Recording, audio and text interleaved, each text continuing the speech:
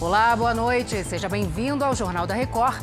Ministério da Saúde recebe mais 4 milhões de vacinas da AstraZeneca. A Anvisa libera São Paulo para importar 4 milhões de doses da Coronavac. Presidente Jair Bolsonaro ataca ministro do Supremo e coloca em dúvida eleições do ano que vem. O Jornal da Record está no ar. Oferecimento Crédito Imobiliário Bradesco. Taxa a partir de 3,95% ao ano.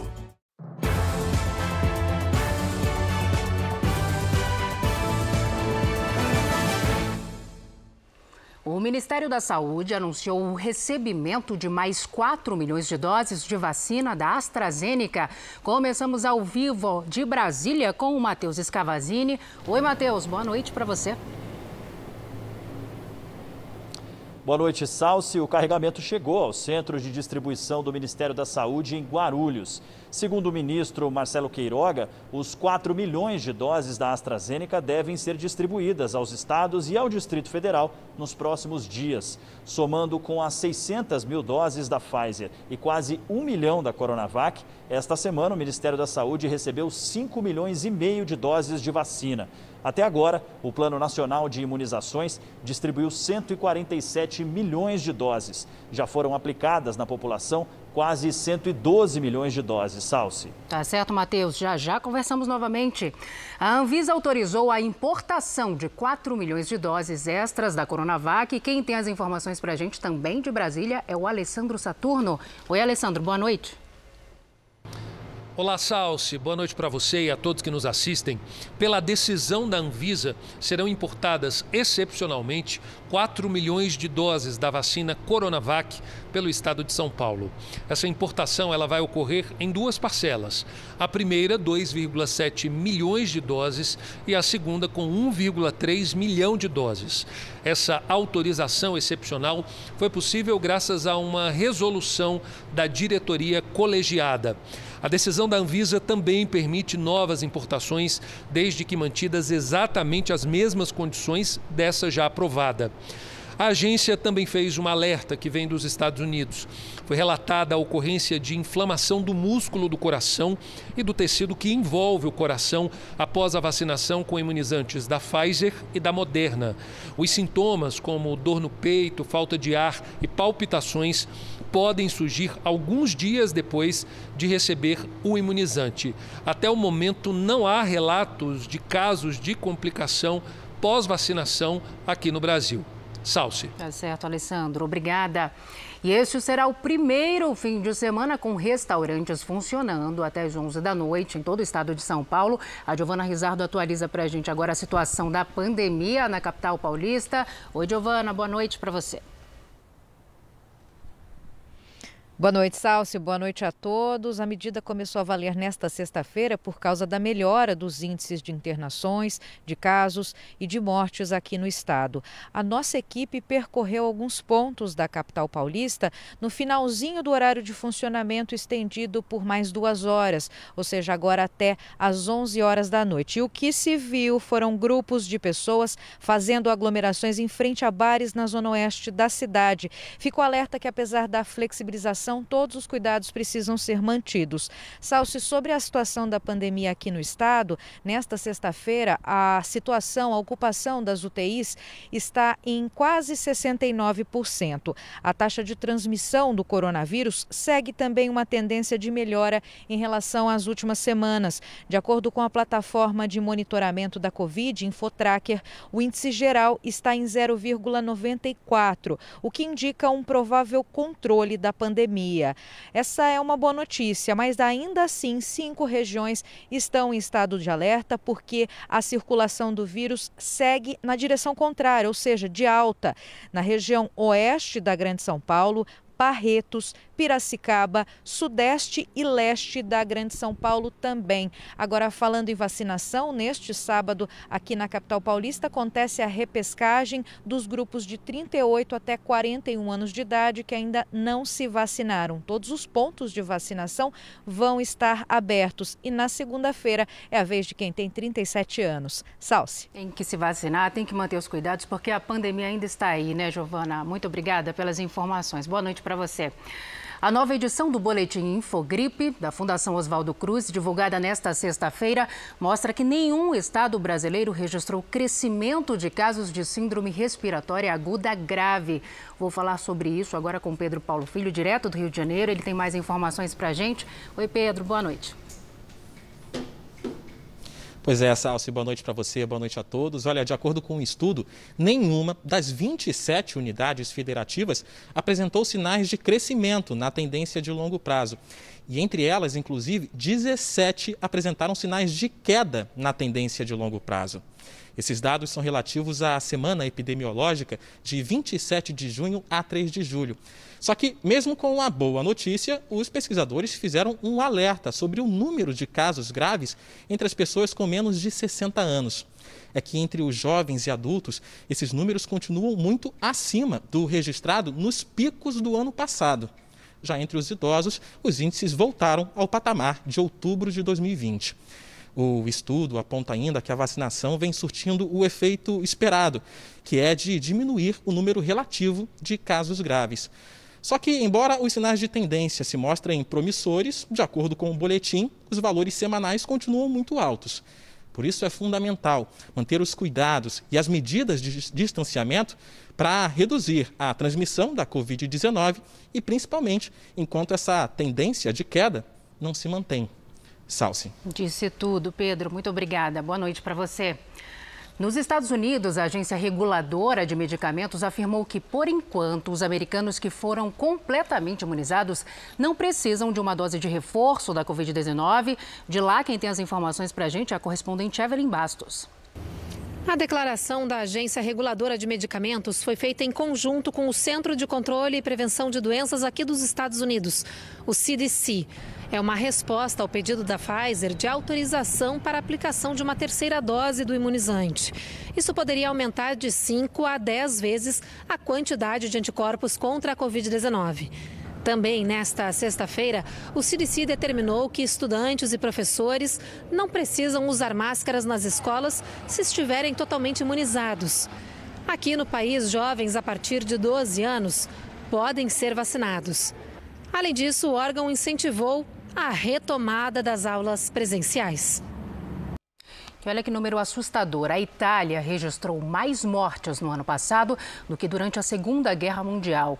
O novo relatório foi divulgado pelo Instituto de Estatística do país. Quem traz os detalhes para a gente é a correspondente Ana Paula Gomes. Foram mais 746 mil mortes, 100 mil a mais do que a média entre os anos de 2015 e 2019. Um triste número resultado do impacto do novo coronavírus. Lembrando que o país chegou a ser epicentro da doença no início da pandemia. A Itália também registrou a menor taxa de natalidade da história.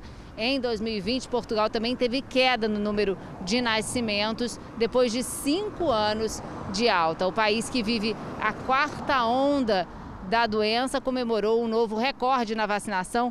Mais de 150 mil imunizados em um único dia por aqui. De Lisboa, Ana Paula Gomes. Faltam 13 dias para o início da Olimpíada de Tóquio. Adiada por um ano por conta da pandemia, a edição dos Jogos deste ano vai bater um recorde nos cuidados com a saúde, claro, né? E a Live JR desta sexta-feira entrevistou o presidente do Comitê Olímpico do Brasil, Paulo Vanderlei, e o atleta Alexandro Melo, que vai representar o país no salto triplo. Vamos acompanhar um trecho. Mais do que a medalha, nós temos que ter atenção com a saúde e a integridade física dos nossos atletas. E, por conta disso, o Comitê Olímpico está prevendo que cada membro da nossa delegação que saia do Brasil vai ter que passar por 5 testes para detecção de Covid, né? Então, ele tem que fazer testes com 11 dias, com 9 dias, com 4 dias, com 2 dias. E no dia do embarque, nós temos uma área preparada em Guarulhos, onde os atletas, os oficiais chegam e ali fazem seu teste, o último teste antes do embarque. Esse eu acredito que é um dos poucos países do mundo que está tomando essa medida, mas não é exigido pelo Japão, pelo contrário, o Japão não exige vacinação, mas nós estamos tendo cuidado com essa situação. E chegando em Tóquio aí, meu amigo, teste na chegada e todos os dias. Alexandro, já vacinado, embarca quando, Alexandro? A gente embarca dia 16, eu já fiz um dos testes, vou fazer o outro amanhã de manhã e a gente está na expectativa muito grande de chegar lá e brigar pela essa medalha de ouro para o nosso país. Há uma equipe médica do Brasil, caso haja um risco de contaminação. Qual é o procedimento? Nós estamos levando a maior equipe médica para uma Olimpíada até hoje. Normalmente a gente levava de 6 a 8, nós estamos dobrando, estamos levando 16 médicos, inclusive infectologistas. Né? Tem 2 especialistas, 2 médicas infectologistas, especialistas na área, que está acompanhando a nossa delegação. Para os médicos que estão atendendo a algumas confederações. Mas do Comitê Olímpico são 16 médicos, não só os médicos especializados em esporte, mas médicos com clínica geral e infectologistas. Então, estamos realmente com todo o cuidado possível. Seguimos o JR 24 horas com outro assunto importante também. Olha só, o Supremo Tribunal Federal ampliou o prazo para o Planalto repassar mais de 3 bilhões de reais para custear a internet de alunos e professores da educação básica. Voltamos a conversar agora com o Matheus Escavazini. Matheus.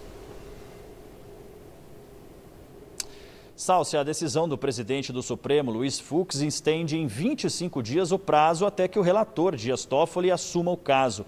A Advocacia Geral da União entrou no STF contra uma lei aprovada pelo Congresso que prevê o repasse de 3 bilhões e meio de reais para estados e Distrito Federal custearem internet para alunos e professores da educação básica por causa do ensino à distância.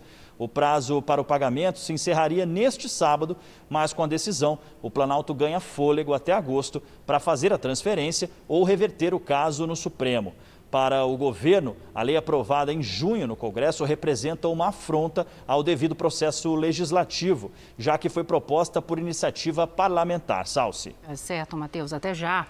E atenção BH, os postos de Belo Horizonte abrem neste sábado para vacinar a população contra a Covid-19. Virgínia Nalon já está aqui, vai falar para a gente qual será a faixa etária contemplada. Virgínia, boa noite. Oi, Salso, boa noite para você, boa noite a todos. O grupo das pessoas com 44 anos. Também neste sábado o Estado distribuiu aos municípios mais 351.040 doses de vacinas. 271.440 da Pfizer e 79.600 da Coronavac, que serão destinadas à imunização de caminhoneiros, trabalhadores da indústria e pessoas de 55 a 59 anos. A imunização desses grupos acontece em um momento em que a capital mineira se aproxima das 6.000 mortes causadas pela Covid-19. Por aqui já são 244.000 pessoas contaminadas. A taxa de ocupação das UTIs está em 61% e a das enfermarias segue em 45%. Salsi. Obrigada, Virgínia. Depois de finalizar a vacinação em massa na fronteira com o Paraguai e a Bolívia, outros municípios de Mato Grosso do Sul poderão ter acesso à sobra de cerca de 60.000 doses de vacina. O William Franco tem mais informações para a gente. Oi, William, boa noite.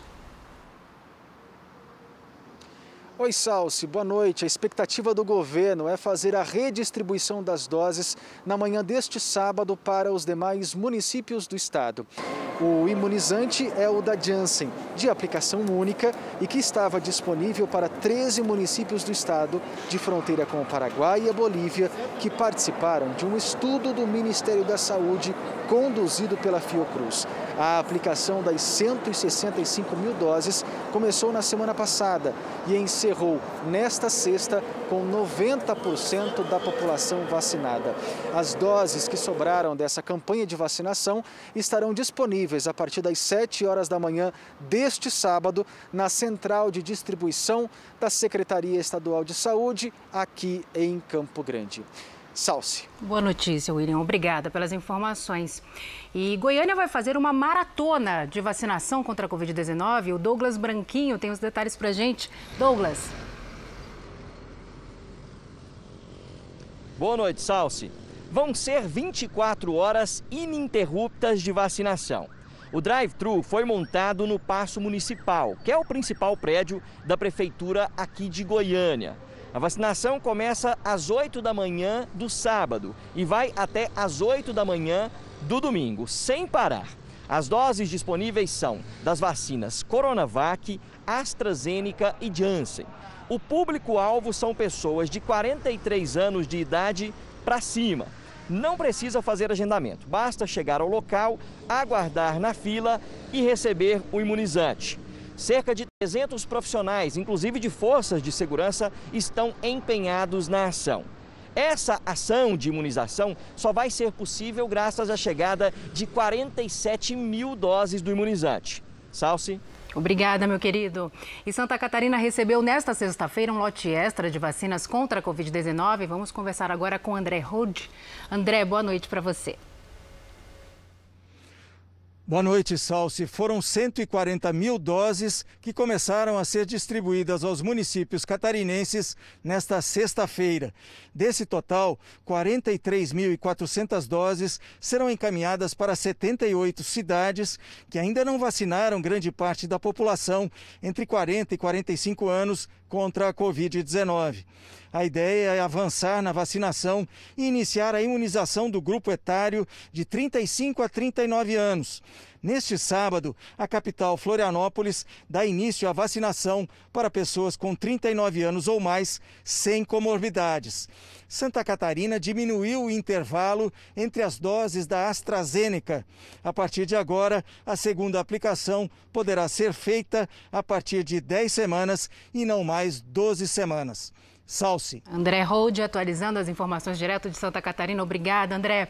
O Ministério Público Federal requisitou ao governo da Índia a assistência jurídica internacional ao inquérito que investiga a suspeita de irregularidades no contrato de compra da Covaxin. O Matheus Scavazini volta a falar agora com a gente, direto de Brasília. Matheus. Salsi, os procuradores pedem informações e documentos do laboratório Bharat Biotech sobre o fornecimento das vacinas ao governo brasileiro. O documento esclarece que estão sendo investigadas denúncias envolvendo o contrato de compra dos imunizantes e possíveis irregularidades e crimes envolvendo a compra feita pelo Ministério da Saúde e intermediada pela empresa Precisa Medicamentos. O MPF também informa que há indícios de superfaturamento na compra da Covaxin. Em nota, a defesa da Precisa Medicamentos afirmou que a contratação seguiu os mais rigorosos critérios de integridade e interesse público. Salsi. Tá certo, Matheus. Muito obrigada. Boa noite para você. A CPI da pandemia tem 4 depoimentos programados para a semana que vem, mas os senadores ainda podem mudar a ordem e os nomes. A expectativa no Congresso é que os trabalhos da comissão sejam prorrogados. O presidente do Senado, Rodrigo Pacheco, já havia confidenciado aos senadores da comissão que vai ler o requerimento de prorrogação dos trabalhos da CPI por mais 90 dias. Aos jornalistas, Pacheco disse que não vai atrapalhar a comissão e que depende apenas do encaminhamento da Lei de Diretrizes Orçamentárias, que, se for votada, estabelece o recesso no Legislativo. De minha parte, não há nenhuma intenção de prejudicar o trabalho da CPI, tanto que o requerimento de prorrogação feito pelo senador Randolfo Rodrigues, tendo o critério objetivo, os requisitos de fato determinado e de número de assinaturas suficientes, ele será lido no plenário a tempo, inclusive, de dar a solução de continuidade para a CPI. Definitivamente não é a intenção da presidência interromper o trabalho, caso seja a condição própria de prorrogação. Na semana que vem, a CPI tem 4 depoimentos marcados de terça a sexta-feira. Mas na segunda, os senadores devem alterar o cronograma. A ideia é transferir o depoimento de sexta para a semana seguinte, o que pode atrasar a previsão de ouvir o líder do governo na Câmara, Ricardo Barros. O político, que seria o nome por trás de supostas irregularidades no Ministério da Saúde, quer antecipar o próprio depoimento. A CPI quer avançar em 3 linhas de investigação com relação à compra de vacinas: as supostas irregularidades na compra da Covaxin, o valor da negociação para adquirir a Sputnik e as tratativas do Ministério da Saúde com a Davat por doses da AstraZeneca. Nesta sexta, os senadores ouviram William Santana. Ele é contratado pela Organização Pan-Americana de Saúde e presta serviços no mesmo setor que Luiz Ricardo Miranda, servidor que denunciou a Jair Bolsonaro com o irmão deputado Luiz Miranda irregularidades no contrato de compra da Covaxin. William confirmou as pressões que Luiz Ricardo teria recebido para aprovar a compra e os problemas nas notas fiscais de importação. As duas primeiras apontavam pagamento antecipado, o que não estava previsto no contrato. E a terceira, definitiva, manteve frete marítimo em vez de aéreo e incluía o frete e o seguro da mercadoria no valor total. Ele diz que tentou corrigir as irregularidades. Eu pedi para que ele ficasse discriminado e separado, que é para ficar claro que na hora que você fosse fazer a somatória, este valor ele não poderia figurar no valor final da carga. $950 mil, 5 milhões de reais. A última invoice ainda apresentava erros. A última invoice ainda apresentava um erro na somatória total. Queriam, diferentemente, receber do que estava no contrato.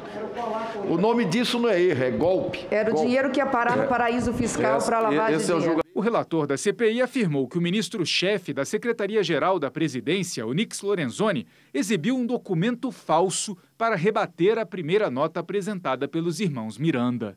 Eu peço a imediata convocação do ministro Onyx Lorenzoni para essa comissão, né, para que ele venha depor sobre o crime de falsidade, ao exibir perante a nação, para confundir a investigação dessa comissão parlamentar de inquérito, um documento que sequer existe, falso. Portanto, a sua presença nessa comissão é importantíssima. E o ministro da Economia, Paulo Guedes, acenou que pode retirar alguns itens da proposta que reformula o imposto de renda. Voltamos com Alessandro Saturno em Brasília. Alessandro. Salsi, este aceno do ministro Paulo Guedes foi feito durante uma reunião com empresários. O ministro ainda ventilou a possibilidade de reduzir de 34% para 20% a tributação total que existe hoje sobre o lucro das empresas. No entanto, Guedes pediu apoio para a estratégia de cortar incentivos fiscais que são dados a um grupo seleto de empresas, como de bebidas e petroquímica. Ainda de acordo com as pessoas que estavam nessa reunião, o ministro Paulo Guedes disse que a expectativa é grande para a aprovação da reforma tributária com o apoio do presidente da Câmara, o deputado Arthur Lira. Ainda segundo Guedes, o texto que foi enviado à Câmara pelo governo trabalha com a neutralidade tributária, ou seja, a ideia da reforma é não ter aumento na tributação. Salsi. Obrigada, Alessandro. Bom descanso para você. E o presidente Bolsonaro voltou a levantar a hipótese de o Brasil não ter eleições no ano que vem. Declaração que foi rebatida por várias autoridades. O presidente mais uma vez subiu o tom. A fraude está no TSE, para não ter dúvida. Não tenho medo de eleições. Entrego a faixa para quem ganhar. No voto auditável e confiável. Dessa forma, corremos o risco de não termos eleições no ano que vem. Jair Bolsonaro não apresentou provas da suposta fraude no Tribunal Superior Eleitoral. Bolsonaro também atacou o presidente do TSE, Luiz Roberto Barroso, ao comentar a opinião de Barroso de que o voto impresso poderia ferir o sigilo eleitoral. É uma resposta de um imbecil.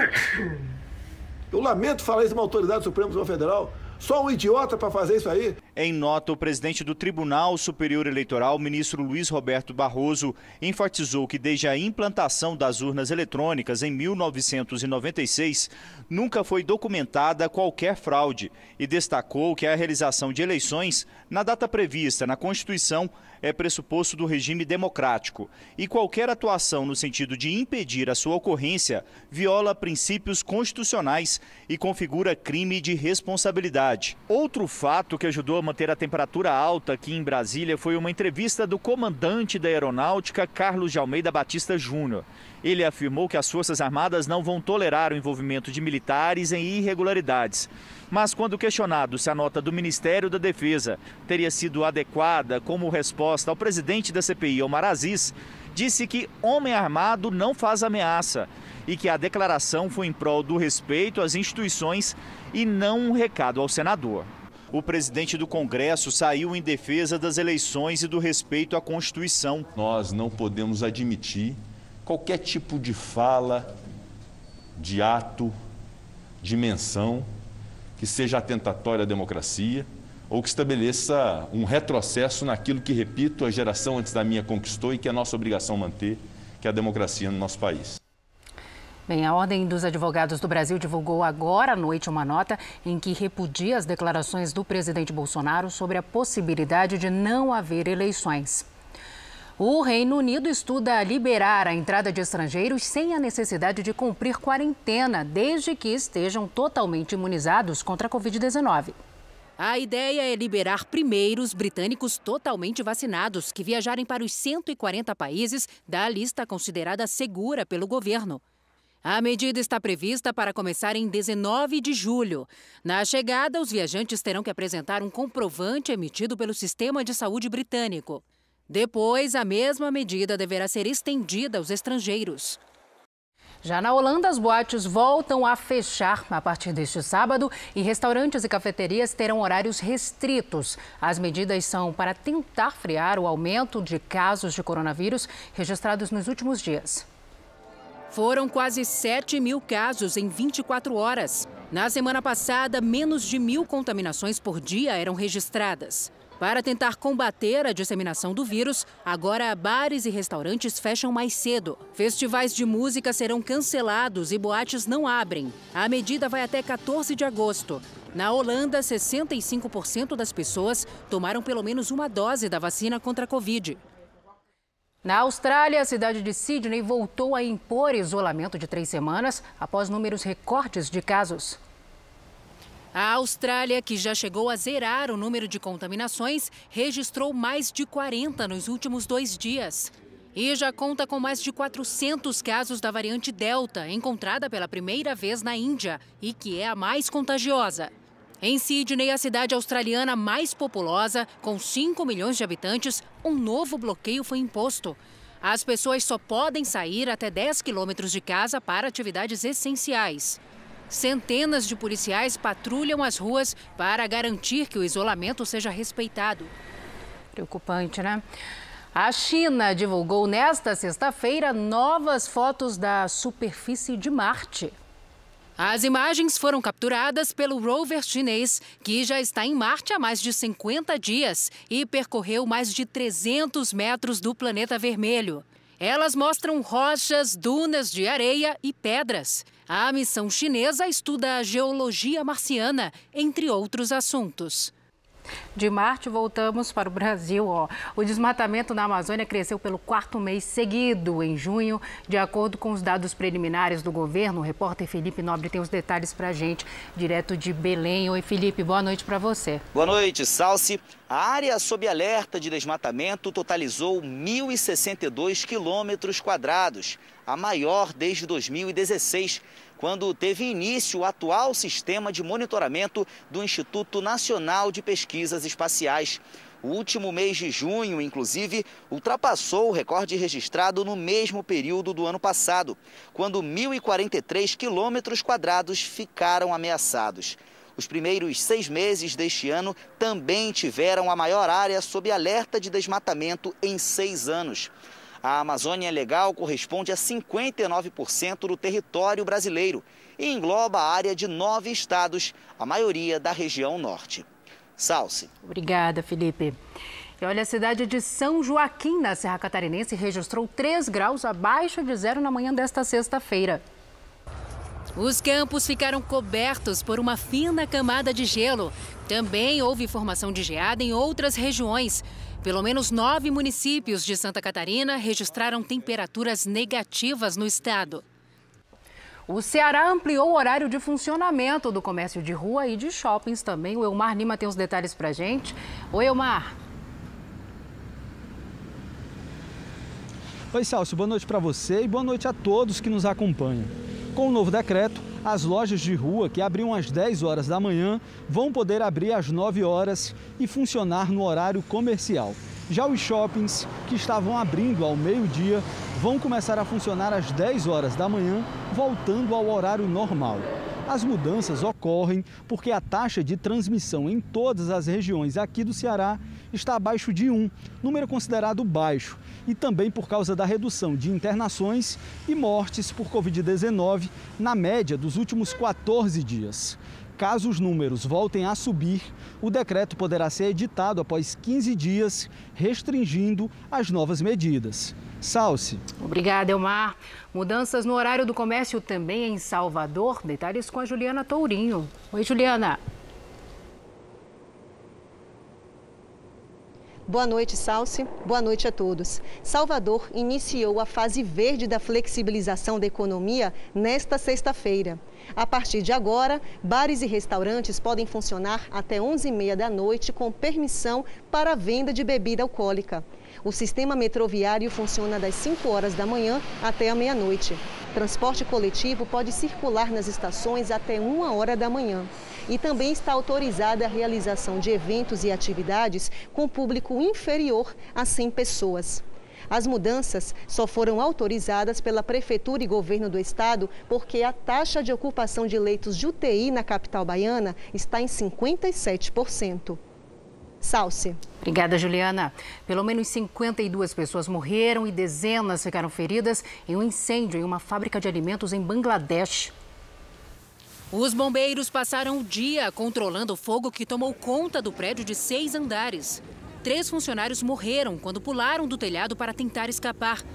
Ainda não se sabe o que provocou o incêndio, mas acidentes por falha de segurança são comuns no país. Nos Estados Unidos, a polícia conseguiu resgatar uma menina de 6 anos meia hora depois de ter sido sequestrada. A câmera acoplada no uniforme de um dos policiais mostra o momento do resgate. O agente abre a porta do carro do suspeito e encontra a garotinha chorando. O homem, que não tem parentesco com a criança, foi preso. E agora o futebol. A Série B do Campeonato Brasileiro teve 3 partidas nesta sexta-feira. Veja os gols. Em São Januário, Vasco venceu Sampaio Corrêa e se aproximou do G4. O argentino Germancano fez o único gol do jogo, logo no primeiro minuto. Final, Vasco, 5º colocado 1, Sampaio Corrêa na 3ª posição 0. No Paraná, o Guarani surpreendeu Londrina. Regis tocou para Bruno Sávio marcar o gol da vitória do time paulista por 1-0. Em Goiânia, o Náutico venceu o Goiás graças a Jean Carlos. Ele bateu a falta na barreira e aproveitou o rebote para garantir a 7ª vitória do time pernambucano em 10 jogos. O Náutico segue líder isolado na Série B. O Brasil conquistou nesta sexta-feira um título mundial na vela. Alex de Francesco se tornou o primeiro brasileiro campeão mundial da classe Optimist, categoria para velejadores de até 15 anos. O título foi conquistado no Lago de Garda, na Itália. Alex ganhou 3 de 10 regatas disputadas e recebeu o troféu das mãos do campeão olímpico Robert Scheid. Esta edição do Jornal da Record termina aqui. Outras informações no Fala Brasil, edição de sábado às 7h30 da manhã. Você fica agora com o Fala que eu te escuto. Uma boa noite, excelente fim de semana. Cuide-se. Tchau.